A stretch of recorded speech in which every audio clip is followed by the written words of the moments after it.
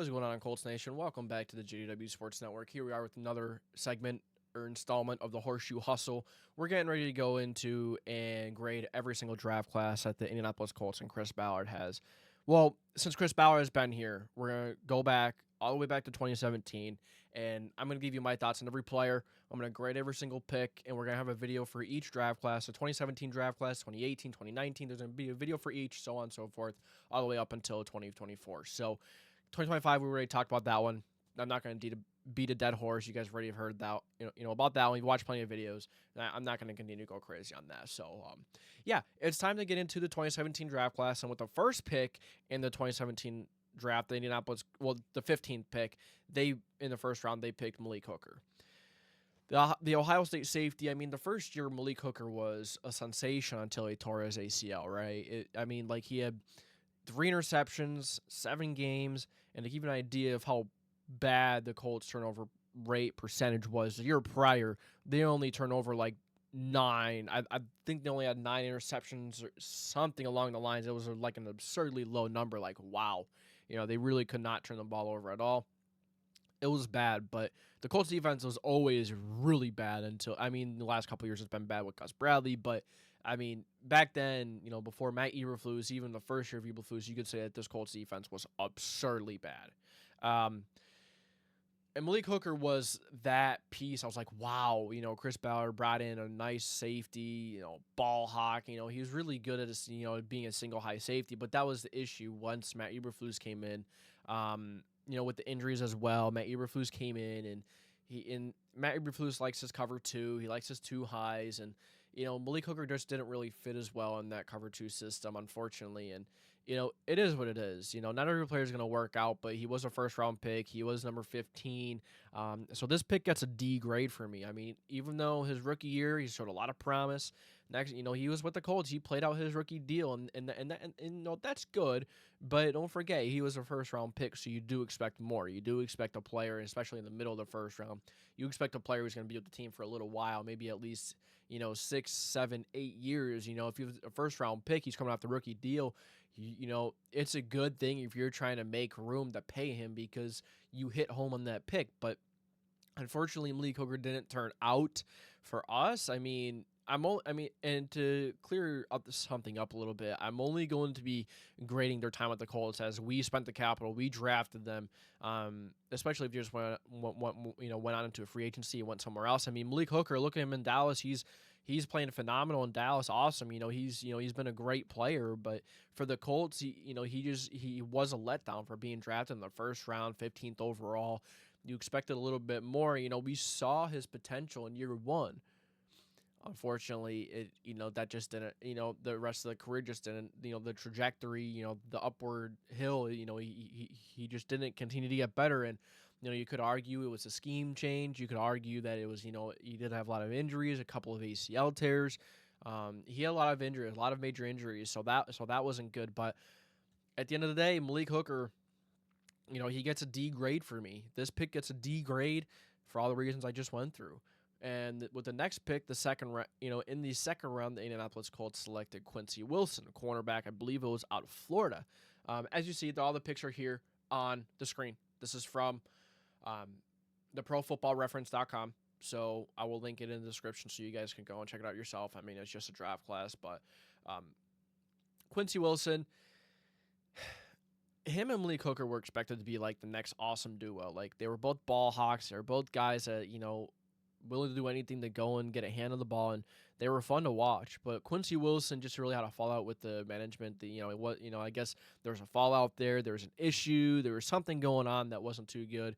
And then I believe he went to the Jets in I don't remember if it was a draft trade or not, but that Quentin Nelson, you drafted Quentin Nelson, but nonetheless, I think we just released him, or we could have traded him. I don't remember exactly what happened, but he had that good second year. The first year, he didn't really do too much, but year 2, he showed some promise. So it's like, okay, we're looking pretty good. Quincy Wilson could maybe, but he was also covering number 2 because Pierre Desir was there that year. And Pierre Desir had an awesome year as cornerback 1 for the Colts. But Quincy Wilson, I'm giving this one a D. he didn't really do too much. He was a second round pick. He had a couple of flashes here and there, but he was a second round pick, so it doesn't hold as much weight as a Malik Hooker pick. Number 3, Terrell Basham. He was only with the Colts for a year. Yeah, he was in the NFL for 6 years, but he was only with the Colts for a year. Didn't really do too much. So that gets an F. Not really too much to talk about there. And then Zach Banner. I mean, if there was a grade worse than an F, he would get it because he didn't even make the first year. Yeah, he was drafted in the 4th round, but he didn't even make it the first year, man. I mean, he made the roster initially, and then it was like literally a day or two after he was cut, and then he went on to play for the Steelers or whoever the heck else he went on to play with. Is just Zach Banner was, he gets an F. If there's a worse grade than the F, he would get worse because he didn't even make the team. You know what I mean? Bad pick. Next pick, another 4th round pick. Terrell Basham was a 3rd round pick. I don't think I mentioned that when I talked about him. So Terrell Basham 3, Terrell Basham in 3rd round, Zach Banner in the 4th round. Both are Fs. And then next up, we have a pretty familiar face. The next 2 players, pretty familiar faces, but there's only one in this draft class that did make that. No, there's one from the 2017 draft class that is still with the Colts. If you know who that is, comment down below. I want to know if you know. Let's see if you know. But this next pick, 4th round, pick 143. This was Marlon Mack. And I'm going to tell you right now, I give Marlon Mack an A. Let me tell you why. He was in the 4th round, first of all, so it was a phenomenal value for him to come in, be a starter running back for a couple years, make a big difference in the team. Now, he did make it past his rookie deal. He did only get 1 year after that, but we drafted Jonathan Taylor as well. So this is what I meant about, kind of looking into the situation and, if they made it past the rookie deal or not, but Marlon Mack did. Marlon Mack deserves an A. This pick was phenomenal. At the time, we didn't have a good running back. We didn't have a strong back. So Marlon Mack was an awesome pickup. He was that bridge. He was that bridge running back until we got Jonathan Taylor, who is obviously one of the better backs in the league. Marlon Mack was awesome. I mean, if you go back and watch, he was an awesome filler. I mean, he was one of the more exciting backs. He was just so much fun to watch. Now, was he one of the best backs in the league? I wouldn't necessarily say he was top 5, top 10, yeah. But, his stiff arm was nice. His juking was nice. The way he moved was awesome. I mean, Marlon Mack was a fun pick. Even though he didn't make it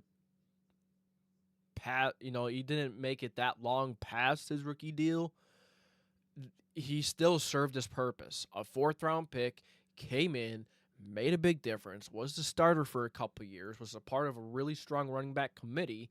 Remember Nyheim Hines? Remember Jordan Wilkins? You remember these guys. And it brings a smile on my face because that was a fun running back committee. That was a fun year. That was fun stuff. But Marlon Mack, he filled the purpose for a 4th round pick more than did. And this next guy more than did that as well. This is the guy that is still on the team. He's a defensive tackle. He's a 1-tech. He's a wall. Grover Stewart is still on the team. He's still kicking. He's still pushing. He's still playing at a high level. He is one of the best 1-techs in the league. This is an A+ for me all the way around. Grover Stewart wasn't great his first couple of years. He wasn't that guy. He wasn't what he is now. It took Grover Stewart a couple years to become the player that he is now. And he gets an A+ because he's one of the best 1-techs in the league. He's a stonewall. He often requires double teams when other teams are running the football, trying to open things up for DeForest Buckner or anyone else on the edge. Grover Stewart has just been a phenomenal pick. I don't think I need to go through him. It's either I talk about a player a lot, or or you don't. It's just kind of how it goes. But Grover Stewart, I mean, awesome player. Still with us in 2025, going to the 2025 season, and he's played a big role for the past how many years? He's been a part of a good defense line, not a great defense line, not really his fault. He does his job at a very high level. Grover Stewart, A+.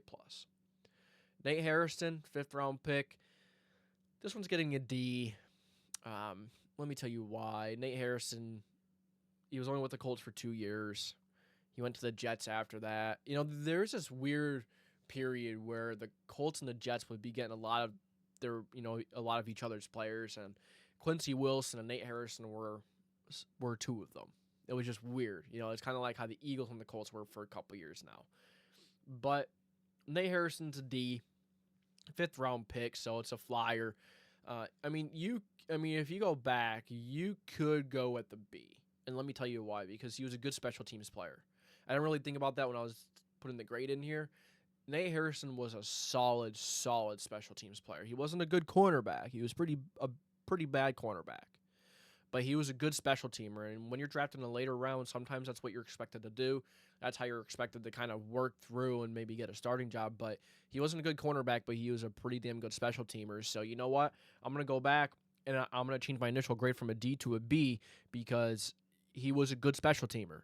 And you can't just look at what he did at cornerback because special teams is very important as well. So Nate Harrison gets a B for being a good special teamer, even though he only was in the he was only on the team for 2 years. So it's kind of hard to keep the B, because why wouldn't you keep him in the rookie deal? Let's change it to let's go back to a D, because he was good 2 years on the special teams, but just didn't make it. I believe he was traded. I believe it was like a 6th or 7th round pick we got out of him that we traded to the Jets. It is what it is. I'm gonna give it a D. I think it's gonna stay a D. Number 5. This is the player you might remember, Anthony Walker. Linebacker out of Northwestern, Anthony Walker in the 5th round. He came in and he was a pretty damn good linebacker for a couple years for us. He didn't make it out of his rookie deal, but this is still getting an A because he was a high impact player. If you're coming out of the 5th round and you're going to be a high impact player for your first 4 years. Now, we moved on from him because there were a couple of things in this game that just weren't great and that just weren't good enough. But for being a 5th round pick, coming in, being an impact player, being the Mike, he was a Mike linebacker. He was a communicator. He was he's like the quarterback of the defense. Some people don't talk about that enough with some linebackers. Now, maybe he was pretty bad in the passing game. When you go back and you watch Colts games, you could see that opposing teams were picking on Anthony Richardson. They made it a point to throw to his area because he was that bad in pass coverage. He got a couple of interceptions throughout his career, but it wasn't a lot, and he was very bad in pass coverage. Very bad. He was incredible versus the run and great versus the run. Versus the pass, it was just a different story. It wasn't the same. It wasn't the same tune. But overall, I didn't really give this draft class an overall grade. But considering it's about 8 years later, it's not realistic to think that all the players are still going to be on the team. But you could maybe 8 years later look at, some of these players are on different teams, but we're talking about just for the Colts' sake wise. Malik Hooker was a D. Quincy Wilson's a D. Terrell Basham and Zach Banner were Fs. Straight up Fs, fails, not good picks. Marlon Mack was an A. Grover Stewart is an A+ and a great home run pick, especially in the 4th round, yes. Nate Harrison, D. Maybe I can see a C. He was a good special teamer. I remember he was a good special teamer, but then he was just traded. I believe he wanted to be gone because I believe it was another fallout situation where he just wasn't getting along, just was causing some kind of an issue in the locker room or something it was. I'm not sure what it was, but he just wasn't getting along with Chris Ballard or whatever it was. Something like that. Or the coaching staff, something along the lines of that. That's what it was. I just messed up my hair. We'll just leave it. Anthony Walker, he was an A. So this draft class, we got a couple of high-impact players, a couple of bridge players, but you really didn't do well in the first 4 picks. It was more so in the second half of the draft where you hit home on some players here. It's unfortunate what happened with Malik Hooker. So I'm going to, in the second half, you got A's almost across the board except for Nate Harrison. You can even argue that's a C instead of the D that I put for special teams. But he didn't make it out of the rookie deal, so that's going to be a D. I'll keep it D. I'll stay confident with that now. Overall, I'm going to go with the B+. You really didn't do good in the first half, within the first 4 picked, but within the next 4, you hit home on 3 out of the 4. So I'm going to give it B. solid draft. You know, it was a good bridge draft.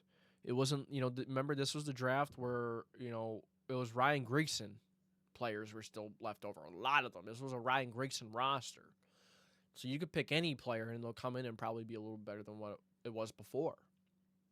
Not necessarily, but Chris Ballard did a good job with this draft. It was his first draft. Struggled in the beginning. Second half, hit home run after home run except for Nate Harrison. So this draft gets a B. I'd like to hear what you guys think about this draft class. We got the rest of the draft class coming each day. 2018 is next, 2019, 2020, so on and so forth, all the way till 2024. So, appreciate you guys for tuning in. It's the JDW Sports Network, bringing you the Horseshoe Hustle. Another installment of the Horseshoe Hustle. I appreciate you guys. This is Jason, and I'll catch you guys next episode.